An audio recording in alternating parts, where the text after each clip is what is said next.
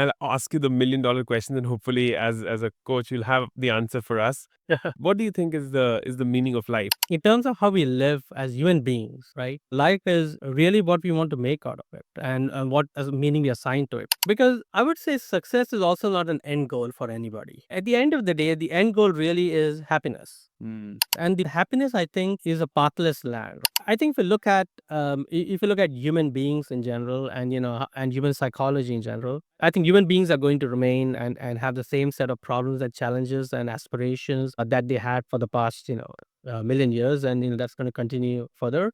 So that will not change, right? The I think the need for human beings to be happy is not going to change for the next 10 years, right? And that I'm pretty sure about, and I can probably bet on that. So anything that can be done around that is very helpful, right? So that will remain the same. What I think would change in general, in larger senses, because of new advent in technology, especially with generative AI that we see in the last couple of years, there is a potential that the nature of work itself might change. Don't be in a hurry to reach it. I love Yeah.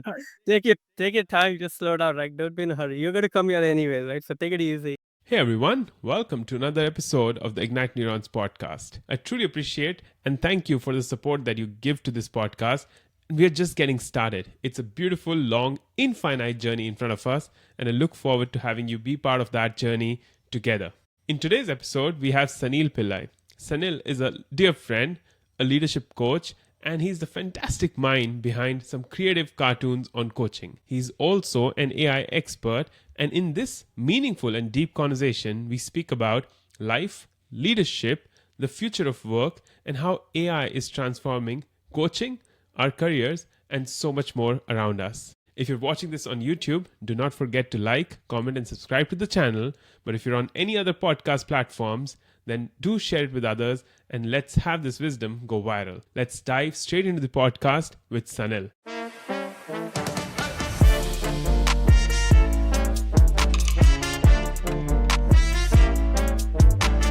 Hey Sanil, thank you for being on the Ignite Neurons podcast. I look forward to the conversation, and we've been in touch for a very long time. I remember you led one of these sessions where I was a participant, so I have fond memories and look forward to learning more from you today. Absolutely, Utkarsh. Always happy to talk to you.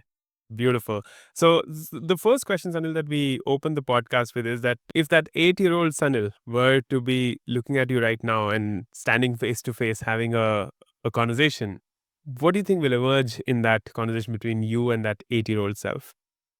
That's interesting. I think one thing will be, the 8-year-old self is going to look at me and say, I would have had no clue that this is what you would be doing, right? So there's absolutely no idea that, this is what you'd be doing. So we're very, very much in surprise and awe that, life has taken so many turns for me. That's number one. We're also very excited, I think, about the fact that, today I get the opportunity to kind of help people through every interaction that I have, right? Every coaching session is a fun session. So I think, having no clue at the same time, also very excited about where I've landed. So I think that's what I think.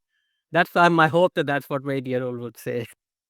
It's interesting you say that, and maybe a deeper question that I feel comes to me is that as you today help others, was there anything that as a young child you observed, seen being practiced at home? What led to maybe any event that you feel like sharing that might have led to the Sanil now helping others?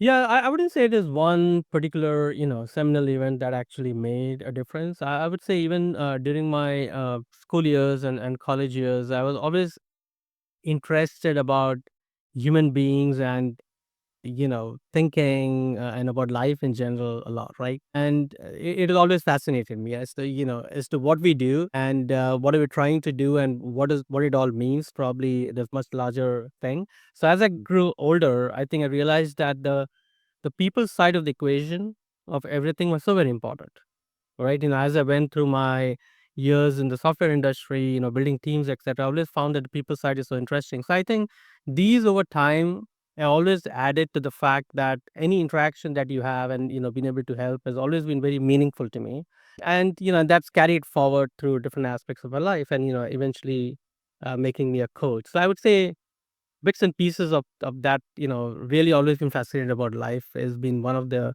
key drivers. Yeah, yeah. And I'll ask you the $1 million question, and hopefully, as a coach, you'll have the answer for us. What do you think is the meaning of life? And I'd love to have like a very open conversation on this podcast today. But what do you think life stands for based on your experiments, based on what you've observed from others? I would say, life is what meaning one wants to give it, right? It is not going to be possible for anyone to define what life is. I mean, there's a whole biological definition of what life is. And, there is a start and there is an end, right? Starting from a cell to all the way to death. There's that definition in evolution, which is well understood through science. But in terms of how we live as human beings, right? Life is really what we want to make out of it and what as meaning we assign to it. For some, the idea of life is to reach a certain goal and be ambitious to reach a certain goal. For some, it is the idea of being happy. For some, it is caring and sharing. So I would say, as long as you assigned a meaning to life and as long as you are trying to remain mostly true to that meaning, that is life. That is what life is for you. Beautiful, beautiful. And those who are listening, I think it's a very provocative conversation that we are getting into right now, because this idea about success that I think, Sanil, and I love your views also. And I was talking to a coach just 1 hour before our conversation. This outer kind of metric of success, that success lies only on the outside, or success is in the $1 million or the big car or the next role, the next level.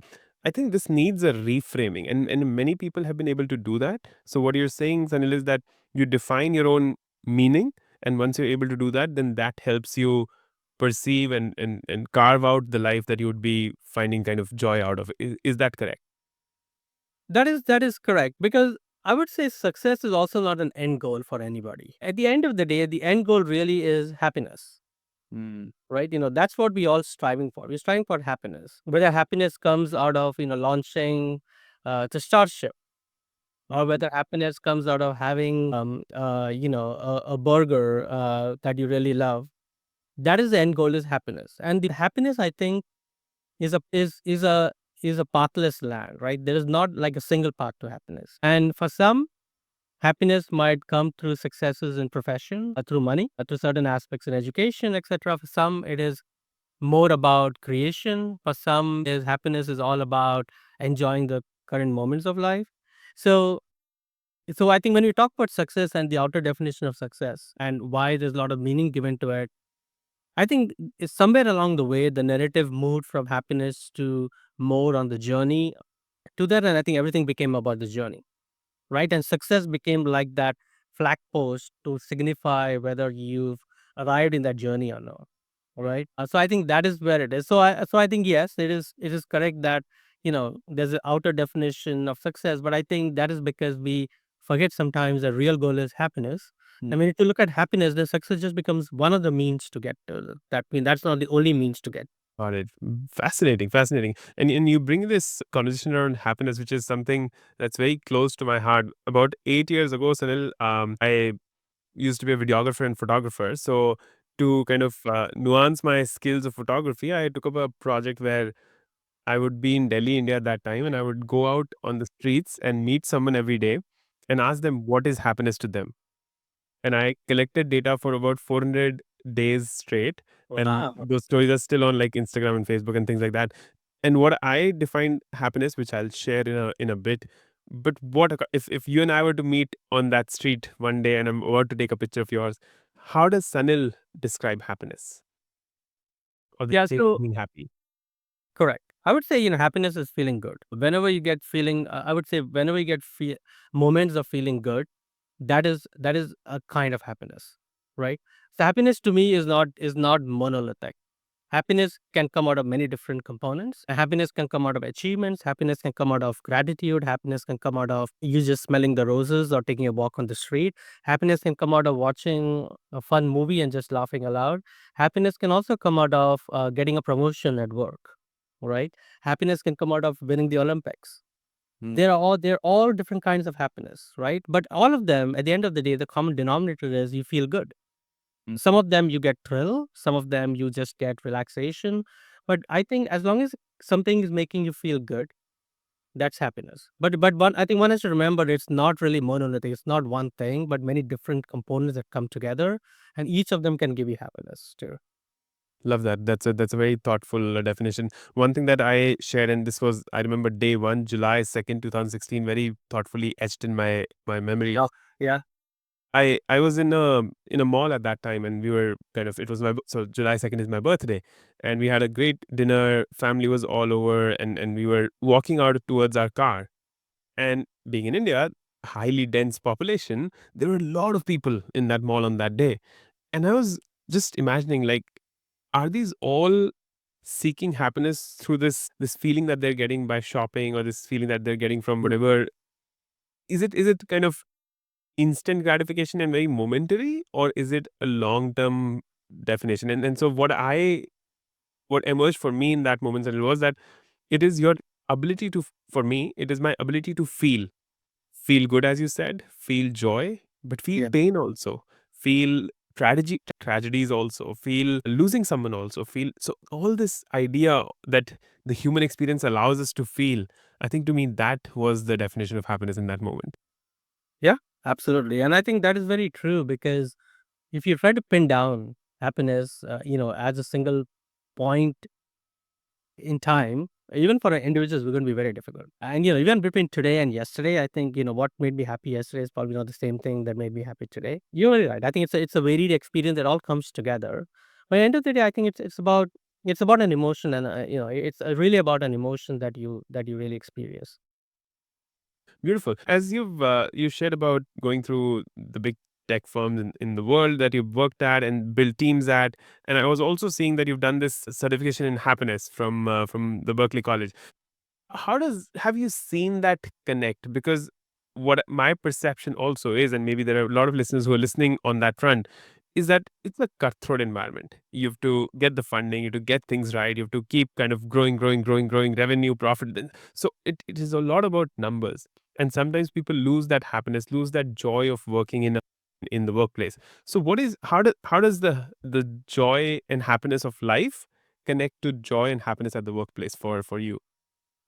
Yeah, it's a great question. And I think that question also stems from the stereotypical way that maybe people look at happiness too. Is that, I think when we think about happiness, there's always this notion about someone is smiling and, and walking, meandering on the road and carefree and not worried about anything in life. And then you picture somebody have to report at 9 o'clock to work, and that's like a stark contrast, right? And they're like, how do they both come together? I think the way to think about it again is at work, for example. If you think about it, a regular, work day, right? You are working on certain tasks which are on your plate and you need to get done. You have to deal with certain challenges in the workplace, maybe a coworker, maybe a manager. You have certain opportunities for growth in the workplace, right? Maybe it's trying to get this next project, or maybe you could work in a different team, or whatever growth looks like for you. And these three things typically come together in a workplace. And the idea of happiness in a workplace is, how much can we be in the moment with these three things in a typical workday, and to the extent to which we can really be in the moment getting these three components done is our definition of happiness there, right? So that is what is meant by happiness in the workplace, which is really about well-being, right? Which is really about being able to do your work the best, understanding that things are not perfect, understanding that there are some things you have to deal with, right? Understanding that there are some challenges there, but you can still get work done. You still feel good about it, and you still get a sense of accomplishment. You get a sense of fulfillment. All those come together in the workplace, and that is happiness in the workplace, right? You may not get fulfillment sorry, you may not get accomplishment if you go shop, right? If you go shopping, you get more fulfillment. You get happiness that you bought something. Maybe if you bargain hard and you get something, maybe that's accomplishment in some way. So there are the definitions of what really constitutes happiness in the workplace are different. And one needs to be cognizant that one has to be true to those definitions. Mm. And for example, if you have one of my clients that was coaching at a really difficult time working through a PowerPoint presentation, right? So they had to make a presentation in 2 weeks, build it all together, review it and all of that stuff. But just some kind of a block, preventing them from doing it because they really didn't want to do it. They really didn't like that whole idea of presenting, etc. And what was missing in that all of that was their own understanding of what is it, what is in it for them. Hmm. What is the definition of joy for them in all of that? And they figured out that the joy for them is sense of completion, the sense that they've got it done, right? They don't have to worry about it anymore. Yeah. And the fact that when they thought about it, that itself was a kind of happiness for them. Got it. So I would say, in a nutshell, the way you bridge that gap, the original question is, you have to understand what are the different markers that actually define happiness in the workplace, and being true to that. And I think then one can experience happiness in the workplace too. Love that perspective. So, if I were to simplify it further, it's in different areas of life and maybe even different age groups, your definition of happiness could shift, and you've got to re-optimize and reset to that definition to make you feel that joy is what we're speaking about. And I think what this also brings me then is sometimes what happens, Sanil, is that as you say enter a workplace and Yeah. you enter as an individual contributor and you grow up and you become a people manager. I was speaking to someone and that's where the conversation is stemming from, is what that person, the chief business officer, that was saying, Utkarsh, people have not gone through the adulting process as a manager. It's like when you're in real life, adulting is hard. Similarly, when in an organization, when you're growing up, the organization is growing up, you become manager to 15 people to 20 people, you need a very different lens in that moment.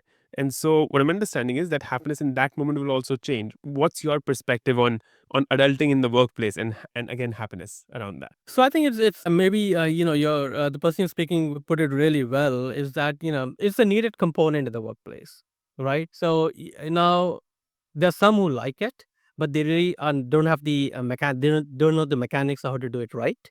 For them, it's more about training, making sure they get the right tools and resources, and they will thrive. Right? So editing is not a problem for them, right? Because they like it, they just need to know how to do it, and then that's happiness for them, right? I think for some who really don't like it, right? So they're like, okay, this is not something I want to do, and I don't think I like this facet of working, etc. Then it's more of a question about, are they in the right role? Is that something they want to do? All right. And what is the driver for being there? Because no matter how much they become successful at doing it, they'll never get a sense of happiness from it, right? Because so there's some bit of that. And we do that outside workplace too. Some things in life, we do it because of maybe social obligations, cultural needs, etc. But we really don't like doing it. And we never come to terms with it. We just figure out a way to cope with it in some way. So that's how I would see, is that if you like it, you just need to make sure they get the right resources and mechanics of how to do it. If you don't like it, then I think you have to question and see, is that even the right fit for what you're trying to do? It's almost like a skill will matrix is what you measure them on. And if it's a skill issue, you give them the skill, but you believe that they have the willpower and the motivation to become Motivation adults while in doing the work. workplace. Yeah. Yeah, fascinating, fascinating.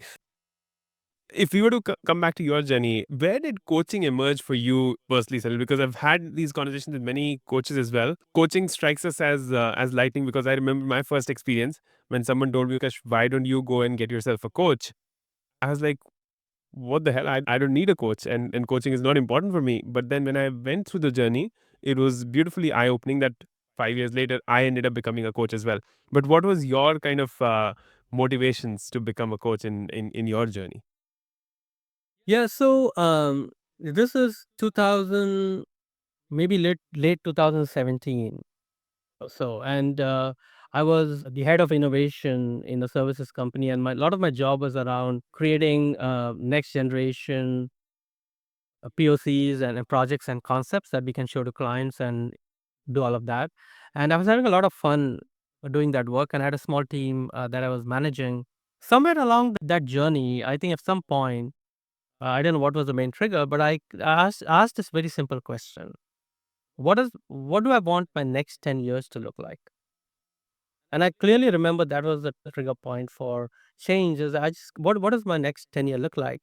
And there was the obvious answer, is that I could just go do more and more stuff on the technology route, and taking on bigger roles and stuff like that.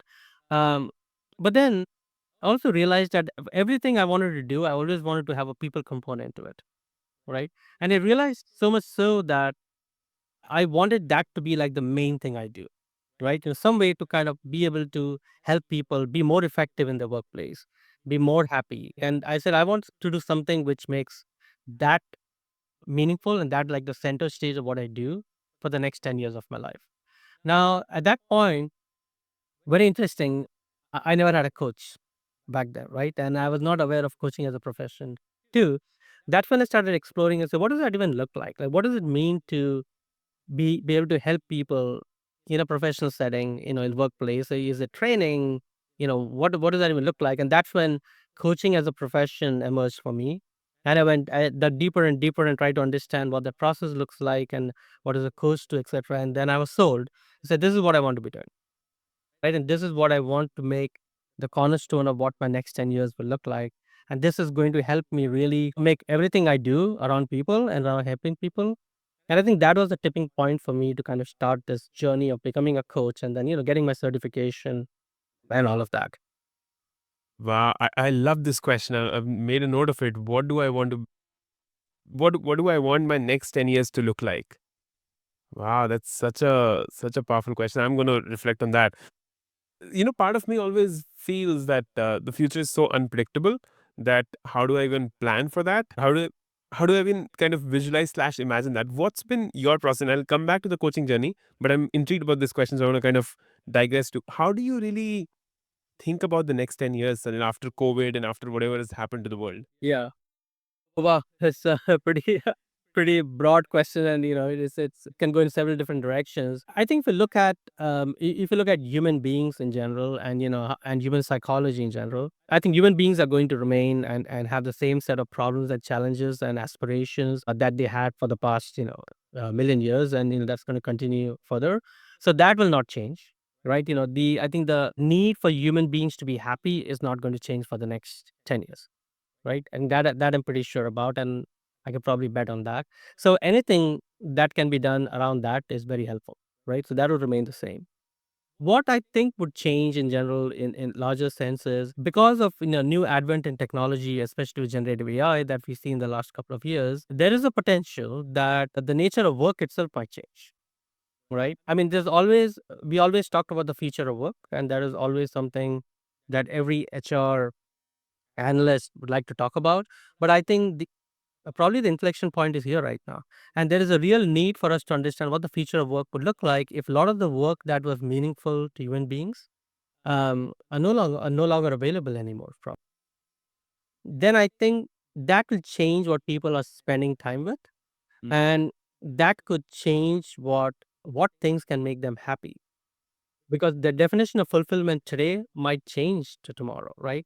So I think the next 10 years, if I had a crystal ball, I can extrapolate how I've seen changes happening. I think the way people spend time with work and what work looks like could materially change. As fulfillment, the definition of fulfillment could materially change, and there'll be a lot of different structures and frameworks and artifacts that will kind of spring up to help people cope with that change, and then eventually normalize it, right? Towards the later part of the 10 years, I think. So that's what I think is going to be the biggest change. Got it. So think about it's almost like thinking about and just putting it into like a framework of sense for listeners to put into practice. Think about what's not going to change. Think about what's going to change, and then based on how things are changing, what's the value that you can bring to the world is what we are kind of trying to define, and that's a great way to look at your next 10 years. Powerful, powerful, fascinating. In terms of coaching, what has been kind of the most revealing understanding or insight that you've gained through your coaching experience? About myself, or Ooh, let's do about yourself, and then we can go to about human psychology. yeah. So I think about myself, what I found is I think I found through the coaching process that I like connecting dots, and my affinity for able to connect dots and be able to do it helps a lot of my clients. And I think that's something I found about myself, is that okay, take disparate things that probably the client is sharing and then be able to connect the dots and see if there is something happening there, has helped a lot in the coaching. And so that's something about myself. I also found that in everything I've done, I think coaching is something that gives a different kind of fulfillment, right? I haven't able to name it yet, but you do a 30-minute session, even a 30-minute session, the kind of fulfillment you get at the end of it is not instant gratification, right? It's something more deeper, something more wholesome, and something almost like an end state, right? You feel that okay, this is what you're here for, right? And you've delivered that, right? There is nothing that needs to happen after that, correct? Versus like if I was technology, there's always everything was always an end to the next means, right? You Right. kind of deliver this project, that's okay, that helps you get a bigger project, etc. But coaching is different kind of fulfillment, very deep, very wholesome. um, and that's what I also realized. Hmm. What I realized about, I think, a lot of the clients I work with, what I've found is that there is a need. uh, clients definitely want help, different kinds of help, but there is more of a need for easy to use frameworks, Hmm. quick mental models Yeah. that clients can quickly use and make it really usable in their day-to-day life, right? Yeah. It is difficult for clients to digest long form material and try to kind of work through all of that and figure out what they need to do. They need framework that they can actually use, very pragmatic tools that they can quickly use, because this is not their day job. That they have a day job that this is supposed to help. So I think a lot of the clients have realized if you give them something which is, even if it's profound transformation they're going through, they need quick mental models and frameworks. So that really helps the process. Yeah. And I think workplace, one thing I've commonly noticed, burnout is a very common problem, right? It is across the board. You experience that in different ways, at different levels of seniority too. It's Hmm. pretty common. It's very surprising to sometimes. Not surprising in the sense that, as a coach, you're always supposed to understand and know it exists. And I've been in the industry for so long. But surprising that in spite of all the resources and the tools available, burnout is still an issue, right? And I think that's something that I also have seen a lot of my. Yeah, powerful. Thank you for sharing that. So as you, I mean, part of like almost like for me, this conversation is we started on happiness, we moved into coaching and how it deeply impacts the individual. And I think what you were just saying about that it's not like an like a like what's next is not there in coaching. It's like what you achieved in those 30 minutes or 1 hour is a whole, it seems. And I think I'm trying to put a word to that. I don't have that word, but I understand the sense of wholeness that you're speaking about in a coaching conversation. But then you spoke about AI. So if you were to get into that space for a bit, and I've heard a lot of conversations around it, but I don't believe that it's going to be replacing coaches in any way. But what's your sense of the dance between AI and coaching in the future? Yeah. So I think so there are going to be different levels at which AI and coaching kind of meet, right? The first level that we already see happening today is where AI can provide, they can be a very strong assistant, co-pilot for coaches to help them with a lot of the administrative stuff, right? Simple things like note taking, for example, recommending resources for their clients, etc. It's a great assistive tool for coaches to use, and that can save a lot of their time. And I think that is where the first set of value is going to, right? And then that, I think, we'll see a lot of products coming in that space, and there's some already in place, so that'll go. The next level is less about coaches, it's more about the individual who is getting coached. If they get comfortable with a tool, if they get comfortable with a coach who can help them. At some point, if AI related interactive tools are pretty common across the board, individuals will get very used to having a coach who is just an AI tool. But it's all about adoption. Today, I don't think individuals are very comfortable with that, and they need an individual they want to talk to, and actual coach they want to talk to. But it's all a matter of change. Once there is a general acceptance that an AI based tool can help me through my process because it can understand me, it can have a conversation with me. Very soon, people may not care. And they say, but this is going to work as good as an actual person because they cannot really discern the difference. And that you know, I think with technology, the way it is moving, I don't think that's impossible. And I think it might be inevitable in the next few years. Beautiful, beautiful. That's some food for thought as to how do you then evolve as a coach and on that journey, because ultimately the coachee or the customer in this case is going to be at the center of things, and if it makes easy for them to access information, access guidance, access support, access building that self awareness through some tools, yeah, they're gonna opt for it. Yep. Yeah, I think that's something we have to. I remember I was at the last ICF conference in Florida, and there were two sessions on AI and coaching, and I think those are the most packed and the most vibrant of sessions. Like a yeah, lot of I a agree. lot of questions around it because like, what does it mean for my profession? I think these are right questions to ask. Yeah. A little early in the game, but I think every coach needs to think about it, and it's a tool. And so as other professions that are getting impacted, I think we are not going to be immune to that Yeah. impact. Yeah. Fascinating. Great. As we move towards the final end of our conversation, you spoke about connecting the dots, Sanil. So maybe if we were to now we reflect upon the 8-year-old Sanil talking to you right now, what if we were to go a few decades into the future and there comes a moment when the 80-year-old Sanil looks back and looks at you right now? Yeah, What advice would that Sanil have for you? I think one would be don't be in a hurry to reach it. I love Yeah. that. Take your time, just slow down, right? Don't be in a hurry. You're gonna come here anyway, right? So take it easy. I think little, and I would say, literally there's not much we can do about it, right? We are going to move at a pace, we're going to move at a pace to the future. But I think metaphorically there is probably something to be said there. And that is in the process of learning and growth is as much about enjoying as much about enjoying the actual process, learning and growth, as much as the end state, right? So slowing down and I think I'm sure the advice is going to be that, yeah, I did this bunch of things and there was a lot of challenges I had to face and figure it out, and then there was some anxious moments and uncertain moments, etc. All of that was great, but none of that mattered at the end. What mattered is as you work through those uncertain moments and the anxious moments, and when you had these pockets of happiness that you could derive, did you actually use them, right? And that is going to only happen if you slow down, right? If you actually from time to time take the current moment. And I think that is going to be the advice is, slow down and really taking the moments as you're going through the journey. Beautiful, beautiful. So everyone who's listening, slow down. We're going to reach our 80-year-old selves at some point anyway.